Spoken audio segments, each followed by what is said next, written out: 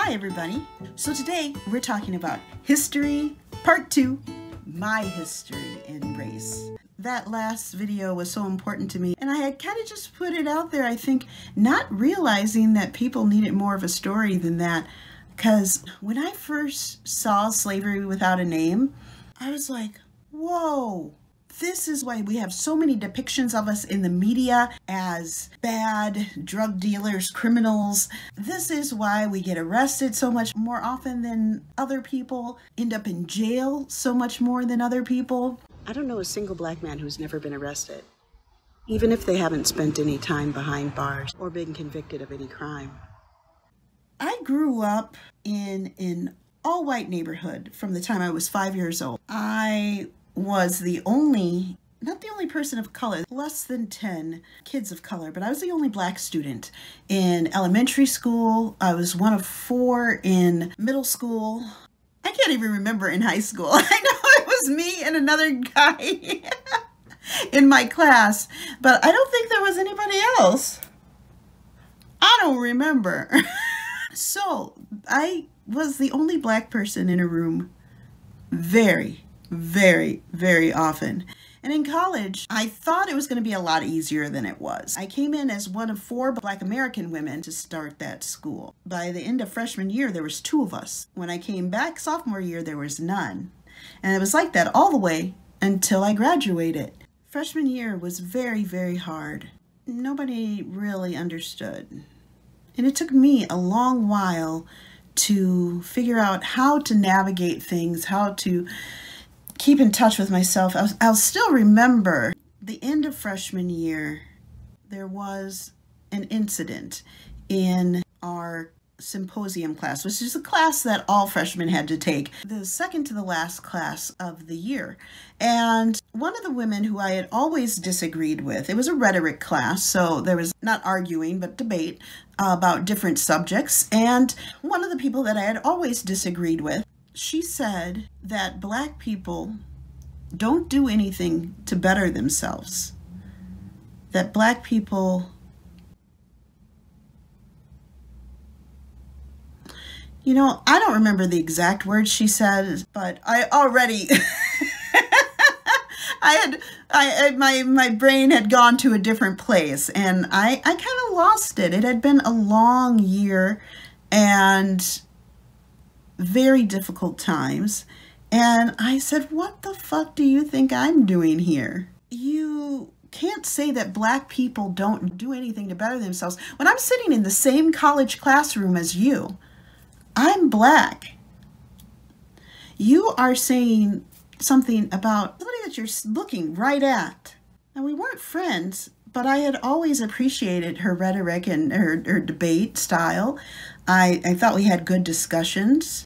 I was devastated and I ended up running out of the room crying. Like I said, it had been a long buildup and I ended up running out of the room crying and I ended up going into the church. I just wanted someplace to cry. Unfortunately, but this poor guy, he was practicing the organ in there and he just hears me sobbing and then he asked me to priest and I was like, yeah, whatever, sure. I was sobbing and the priest came out and I told him what happened and he basically dismissed it. I don't remember the exact word. He probably said, you know, do you think she meant to be racist or something like that? And I was so conditioned to just say no.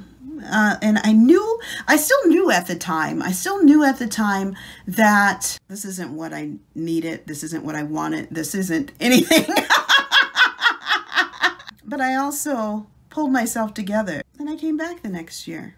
I don't know if I would be the same person I am now if I hadn't gone to that school. Would probably be a more successful person because it continued to ingrain in me that I shouldn't expect to have a higher position. I still needed to work my way up. And a lot of the people from my class graduated same as me, applied for supervisor jobs, management jobs, jobs that were higher up. And I didn't. I only applied for entry-level jobs. Now, whether that was partially, you know, just growing up with a single mother who was not that affluent, who didn't know that she should tell me to do those things, but also I didn't think that I deserved them yet. And watching Slavery by Another Name taught me that, oh, this is why we get arrested so much. This is why there's so many of us in the ghetto. This is why there's such a disparity in wealth and in opportunities. I finally get it. I finally understand the root of it. This is what we were taught to do. The world, or the world as in the United States. Yeah, I know we're not the entire world. But the world around us was telling us that we were going to be arrested and it didn't matter what you did. We were told to make sure that especially your men didn't rise too high. They would get lynched. And we're still feeling those effects today. We still have a ton more Black women in college than we do Black men. And it's this cycle that happens, that continues to happen. And I was so relieved when I listened to Slavery Without a Name, because finally there was evidence that it's not our fault. I think I just thought everybody else would feel the same relief when they heard about it and watched it. But then when my husband told me last video where I mention it and talk about the things they talk about, it was just interesting. I go, oh, that's right. Not everybody has had this experience that I've had. No, not everybody has been outside looking in, but inside at the same time. Because I didn't grow up in mostly Black neighborhood or all Black neighborhood or a diverse neighborhood, I did internalize some of those things. And also, I felt really isolated and alone.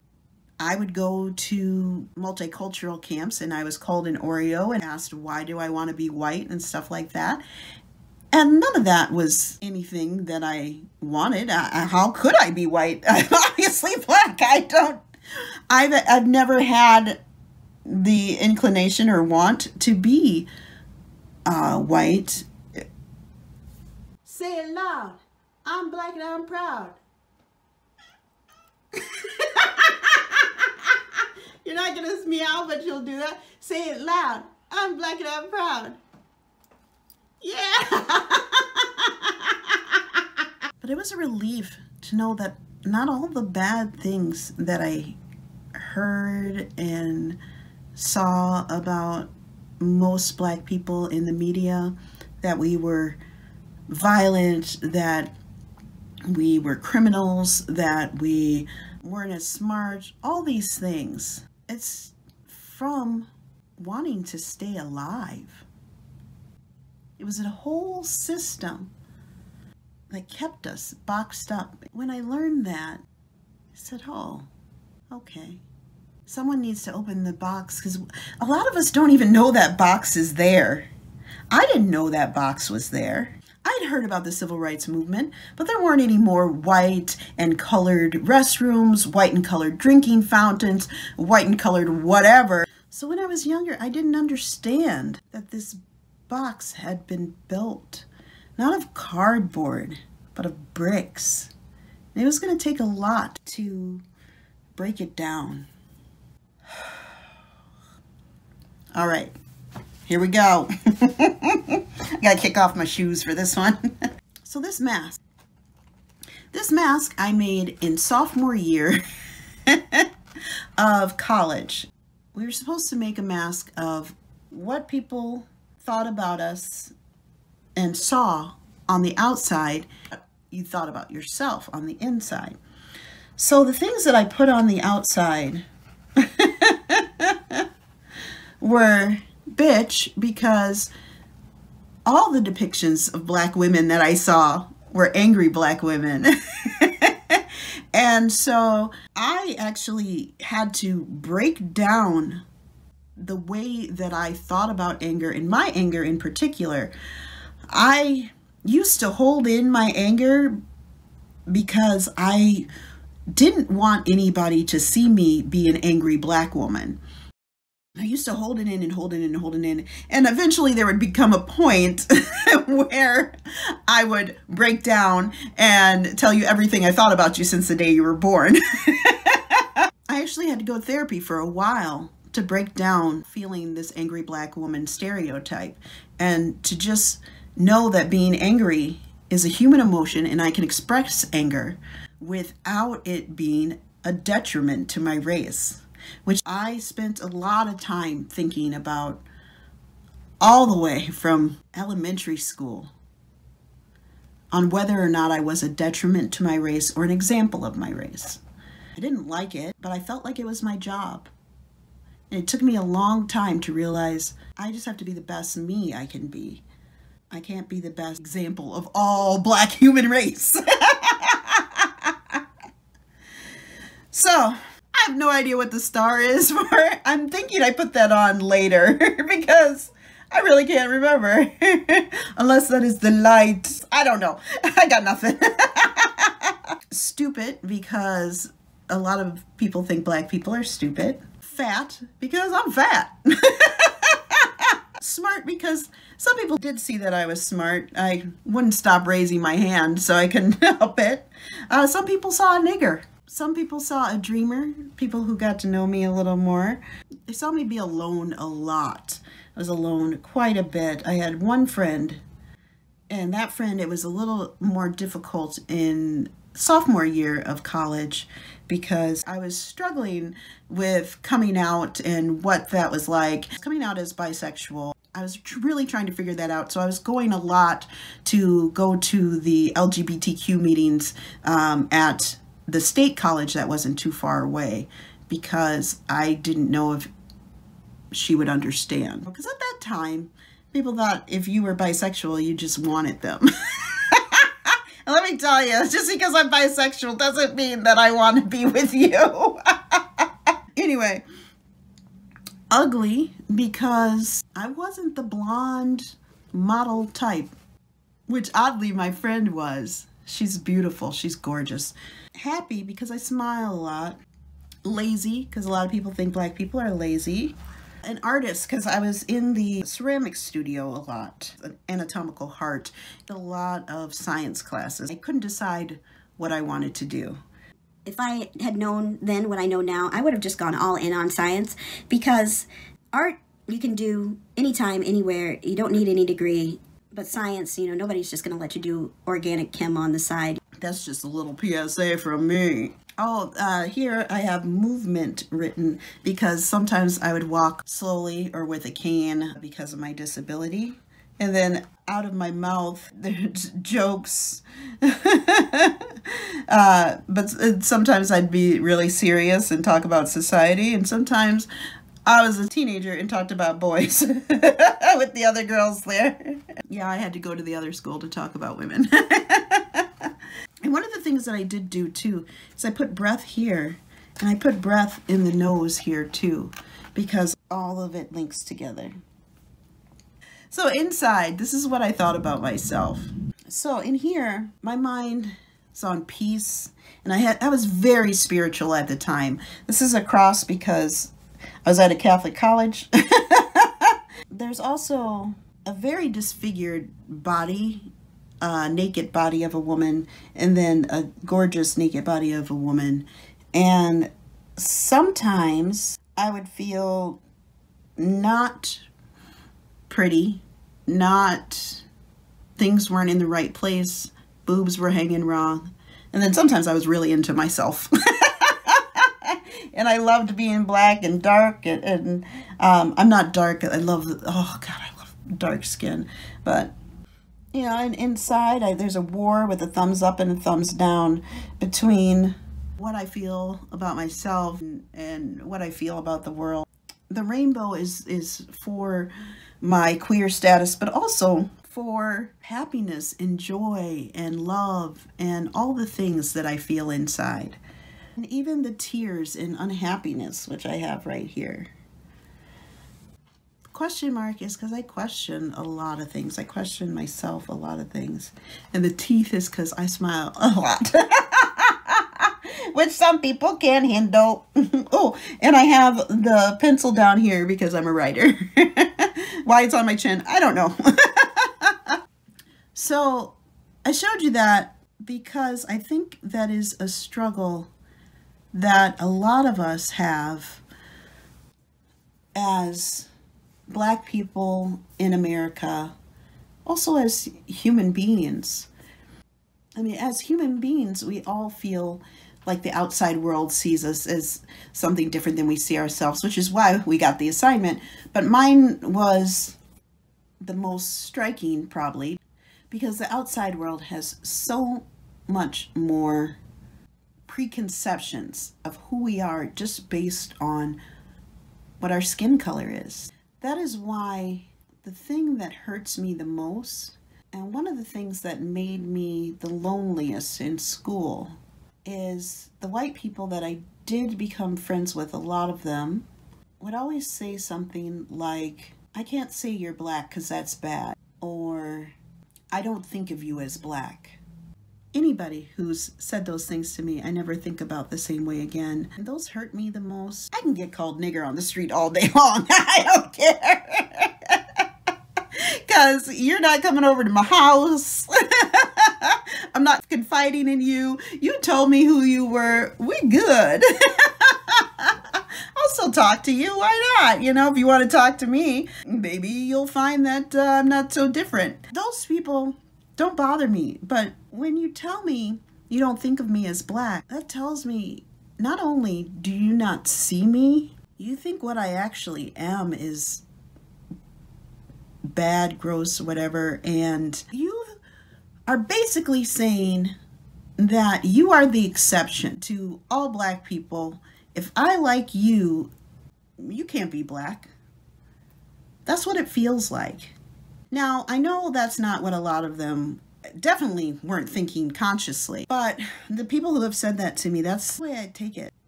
It means that you don't accept me or my family or anybody who looks like me, and I don't want to deal with you. I got really used to cutting people off. That's also something that I had to go to therapy for.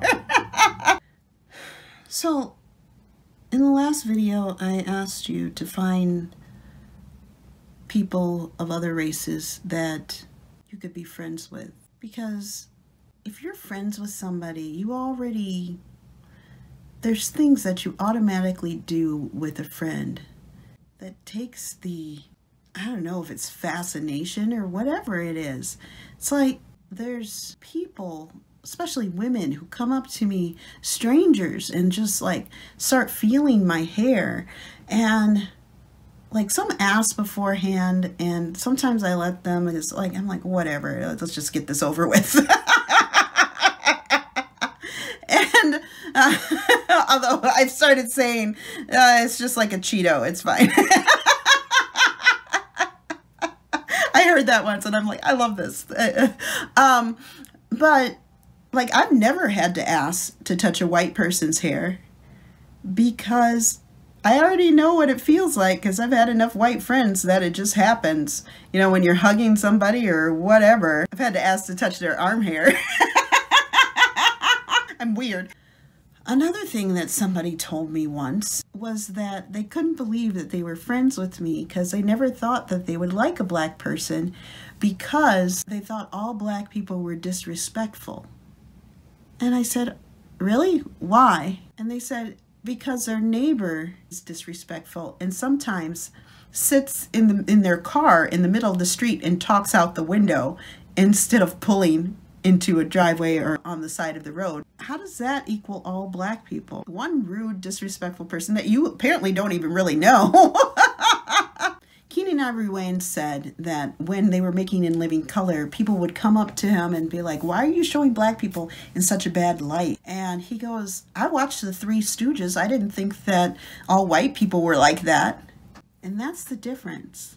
There's so much representation out there of white people that we know that there's different kinds. Sometimes we're so desperate for representation. Black gnomes really excite you. Look, black gnome, black gnome. And that's why you need to become friends with somebody. So you know they're an individual. And for times like this, when when the race wars are starting up. No, just kidding. No, so you can ask them, hey, dude, you know, what do you think? What's going on? Am I doing something stupid? You know, things like that. Whew. All right. So this one was a hard one for me, but I hope it let you understand me and my thoughts a little bit better. Thanks so much for watching. Don't forget to like and subscribe. Oh yeah, shake it.